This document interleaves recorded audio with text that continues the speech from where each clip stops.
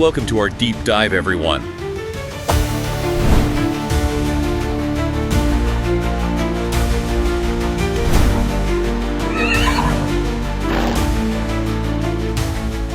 Welcome to the deep dive.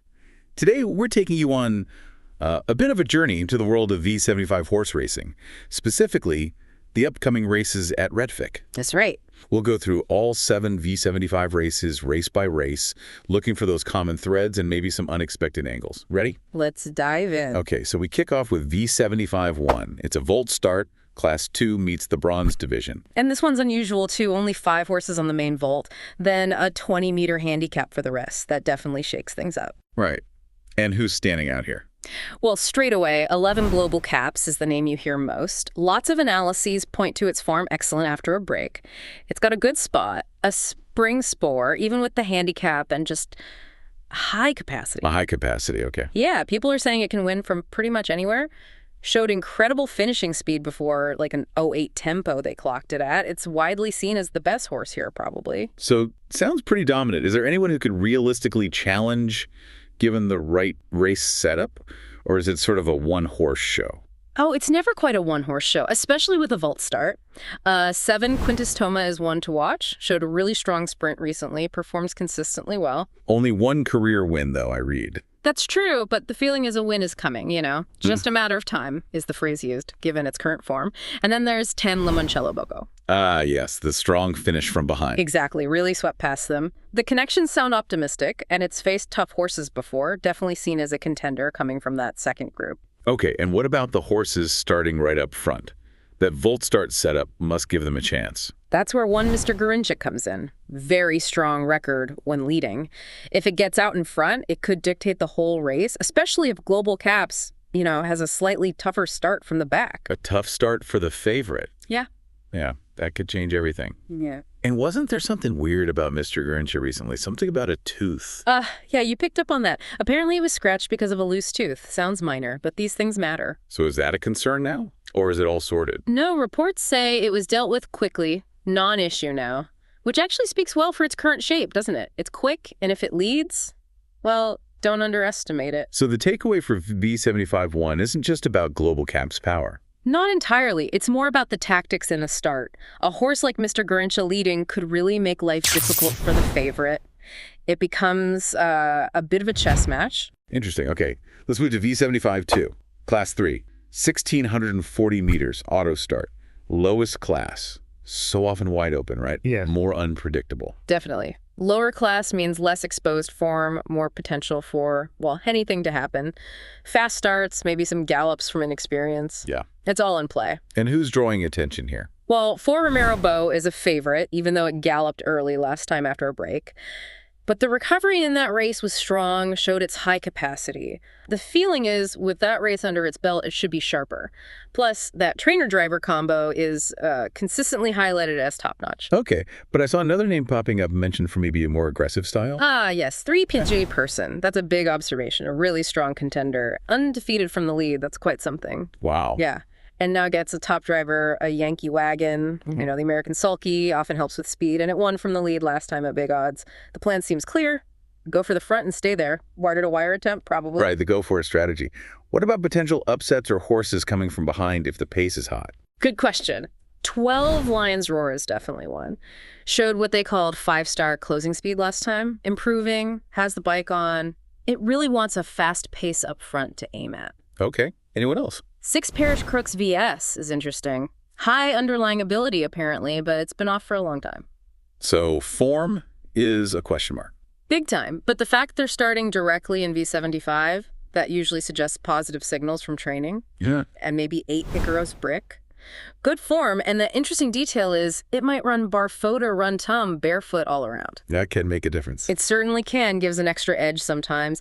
It just shows, in these lower classes, how preferred style leading versus closing and equipment tweaks can really change the picture. It's less about established hierarchy, more about who gets the right trip on the day. Makes sense. Now, V75-3, Jim Frick's Silver Division. This seems like a complete opposite scenario. Really strong favorite. Oh, absolutely. 9 Jobs Post is the one. Almost unanimous across the board. A spig, a banker bet for many. Why so much confidence? It's just phenomenal form. Multiple V75 wins in a row. Wins easily, even after tough races, like running outside another strong horse. People are calling it a monster, too good for this class. Like a gold division horse running in silver. Even from a back post. Yeah, it's proven, stable, versatile, doesn't seem to matter much. Some are even calling it a laugher, basically suggesting it's a foregone conclusion. Total dominance. Okay, but let's play devil's advocate. If you absolutely had to pick a challenger, who would it possibly be? Is anyone even close on paper? If you really twist my arm. 11 Nelson Greenwood gets mentioned. Finished strongly last race after coming back to Sweden. Trainer sounds pleased, but honestly, the confidence in Jobs Post is immense. It does make you wonder, though, doesn't it? When one horse is that dominant. Yeah, is it just a superstar rising, or does it say something about the depth of the silver division right now? It's an interesting angle on the whole competitive scene. Definitely something to think about. Let's shift gears to V75-4, the Siljan Sloppet. Cold blood division, volt start, 2,140 meters. Described as very open. Yeah, this is a proper puzzle, lots of contenders. Yeah. And there's that Fertilistin rule advantage for mares, which adds another wrinkle, could mean starting advantages for them. So who are the main players in this puzzle? 7 Asphax, shown enormous development, won easily last time in a fast time, leading all the way. And get this, it's never lost from the lead in Sweden. Never. Wow, that's a stat. It is. Makes it a huge threat if it gets there.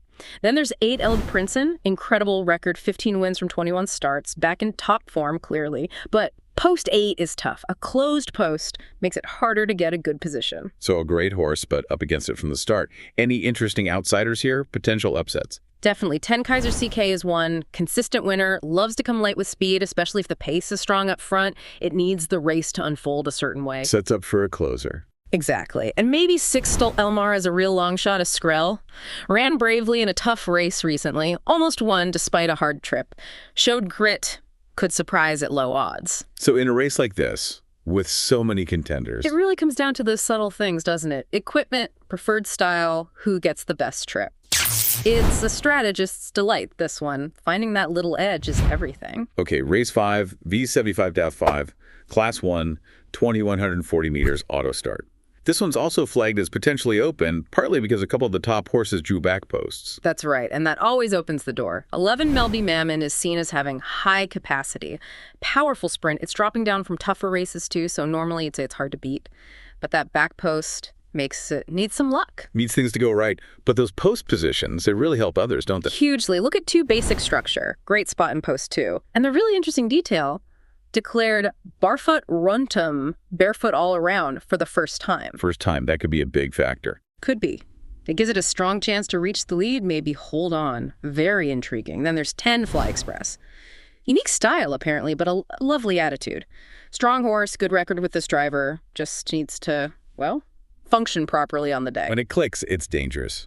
Anyone else worth noting? 1 Pineapple. Won a V75 before. Good form, generally. Galloped last time, but apparently got disturbed, so maybe excuse that. Finishes well. And 3, Edvard Palema has been looking sharper with each race recently. Seems to be hitting peak form. So this race really shows it, doesn't it? How tough draws for the favorites can just blow a race wide open. Absolutely. Gives those other strong ones, maybe with a better post or an equipment change, a real genuine shot. Makes for exciting racing. Definitely. We're into the home stretch now. V75-6, the SCO division, the mares division, 2,140 meters, volt start. Often tricky, these ones. Mares volt start. Yeah, a tricky combination for sure. Lots of variables. 11 Tracy is the main favorite. Won last time, clearly has the capacity for this class. But, and it's a big but. The post position. Exactly. Post 11, inner track on the handicap, huge risk of getting boxed in, traffic problems. It's the kind of race where, honestly, several analyses suggest betting against the favorite because the trip could be so compromised. Okay, so if Tracy's vulnerable, who's poised to take advantage? 7 Twigs Khaleesi looks like a strong challenger. Good win recently after a break. Good chance to get to the lead, and from there, she'd be tough. 6 Rocket Queen is another one, best from the lead. Has a good spring spore to potentially get a nice trip. Any others? 12 Melby Minerva, she's been racing in tough company all year, knows how to handle herself, can finish strongly from behind, definitely capable. And for those looking for a real surprise, a Skrell. There are a few possibilities. 5 Jolin is on a nice development curve, performing well, but might get overlooked from that post. 13 Appia Express is expected to be much improved after a long break, and running Barfota barefoot is interesting. And maybe one from the inside. Yeah, 1V Palema from post 1 could be a fun long shot. If she pings the start and gets the lead in the volt, well, you never know. So this race really highlights it. Clear favorite, but the conditions. Make it prime territory for an upset. It's such a good reminder, isn't it? Even the best horse needs the race to unfold correctly. Sometimes the setup is just as important as the talent. Perfectly put. Okay, last race. V75-7, the Ego Boys Min. Gold division, 1,640 meters auto start, the best of the best, going fast. This should be a thriller. 1 Phoenix Photo is one. Finished powerfully last time. From post 1, with its early speed, even as an 11-year-old veteran, it could be very dangerous if it leads. Age is just a number for that one. Still got it. Who else? 5 Y, not Diamond. Looked good, winning from the lead recently. Fast starter, good form right now. And 6, Betting Pacer, just so consistent against the top horses all year. Maybe a slightly weaker run last time, but always seems to be there or thereabouts. Strong finish. Any intriguing outsiders here? Hard in the gold division, I imagine. It is, but 8 Ideal San Leandro is interesting. Ran really well in the Sweden Cup from a tough spot against top elites. Showed massive capacity.